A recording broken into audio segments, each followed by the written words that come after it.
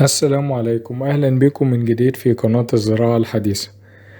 معنا النهاردة أسعار المحاصيل الزراعية وأسعار الرز الشعير والأبيض وأسعار القطن وأسعار الذرة المستورد وأسعار الذرة المحلي وأسعار القمح والفول البلدي، ومعنا أسعار السمسم والفول السوداني، ومعنا أسعار اللب وأسعار الفاصوليا وأسعار البرسيم.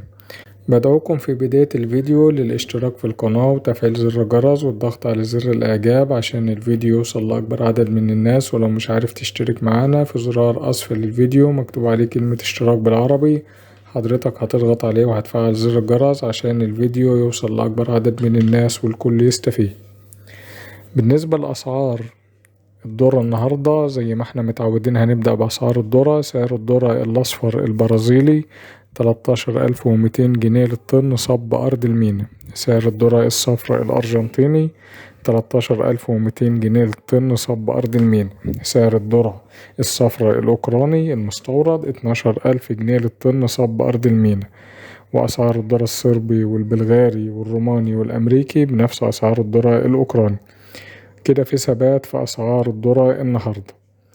بالنسبة لأسعار الذرة البلدي الحب، سعر الذرة الأبيض من 12000 جنيه ل12500 جنيه، والأصفر من 12500 ل13000 جنيه للطن.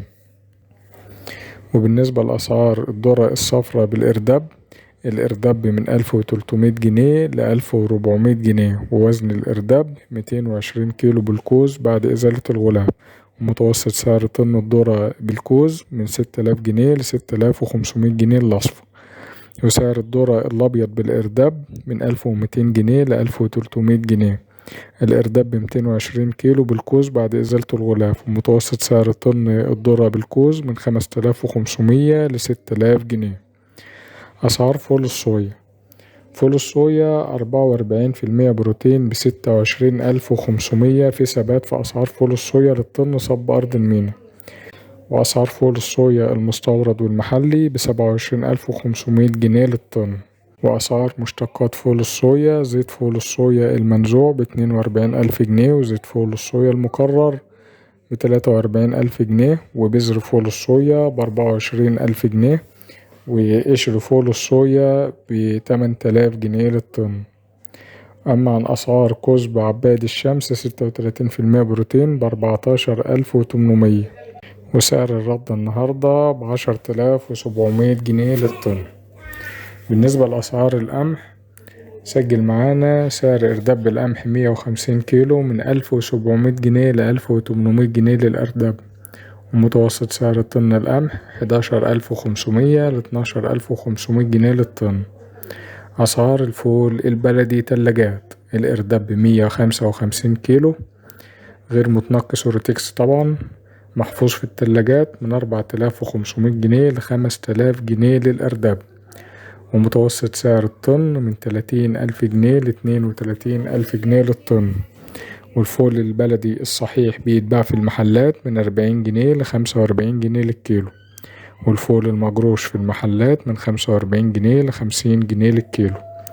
أسعار الفول السوداني النهاردة، الإرداب ب75 كيلو بقشره، متوسط سعر الإرداب من 3500 جنيه ل3800 جنيه للأرداب.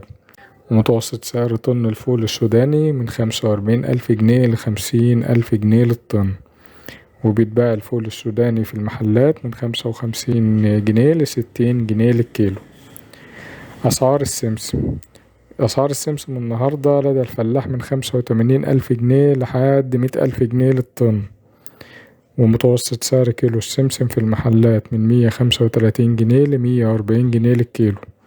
وإرداب السمسم 120 كيلو وبيعمل متوسط من 10,000 ل11,000 جنيه للإرداب.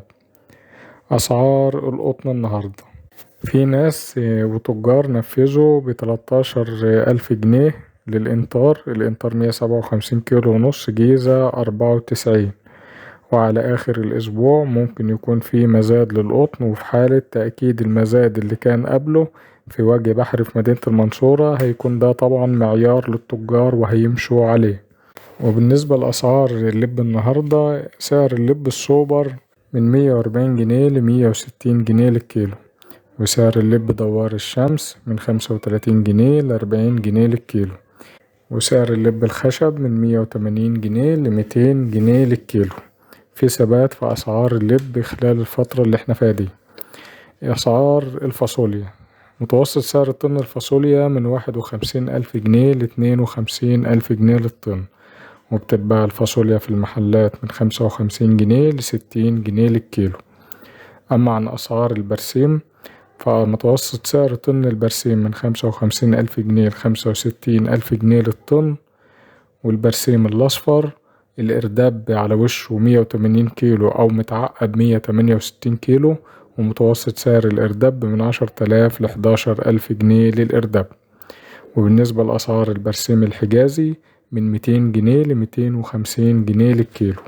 معانا برضو أسعار التوم النهاردة والبصل، في ناس كتير سألتنا عليها. سعر التوم الصين النهاردة 27,000 جنيه للطن، وسعر التوم البلدي 20,000 جنيه للطن، وسعر البصل النهاردة 23,000 جنيه للطن.